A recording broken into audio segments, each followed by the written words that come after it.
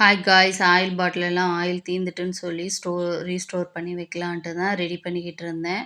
பாட்டில இந்த வட்டம் வாஷ் பண்ணல. அப்படியே தொடச்சு மட்டும் எடுத்து வச்சுட்டேன். சிந்தியிருந்த எண்ணெய்க்கு கொஞ்சமா பச்சரிசி மாவு போட்டு தொடச்சு எடுத்தாக்கா எண்ணெய் பிசுக்கு இல்லாம இருக்கும். ட்ரை பண்ணி பாருங்க.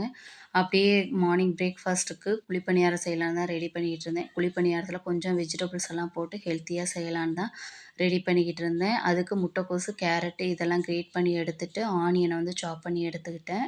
ஒரு பேன்ல கொஞ்சமா ஆயில் சேர்த்துட்டு கடுகு, உளுந்தரிசி, கடலப்பருப்பு, சாப் பண்ணி வச்சிருந்த ஆனியன், கேரட், முட்டைக்கோசு இது எல்லாம் நல்லா வதங்குனதுக்கப்புறம் தோசை மாவுல நான் இன்னைக்கு கலந்துட்டேன். தோசை மாவு ரொம்ப புளிக்காம இருந்துச்சுன்னா நல்லாயிருக்கும். ட்ரை பண்ணி பாருங்க. இதுக்கு தக்காளி சட்னி, தேங்காய் சட்னி, கார சட்னி எதுனாலும் அரைச்சுக்கலாம். எங்க வீட்ல எப்பயுமே ஃபேவரைட் வந்து தேங்காய் சட்னி தான். தேங்காய் சட்னிக்கு ஒரு கை தேங்காய் சில்லு, பச்சை மிளகாய், பூண்டு, பொட்டுக்கடலை இதுதான் போட்டு அரைப்போம். டேஸ்ட் நல்லாயிருக்கும். ட்ரை பண்ணி பாருங்க. வீடியோ பிடிச்சா லைக் பண்ணி சப்போர்ட் பண்ணுங்க. Thank you.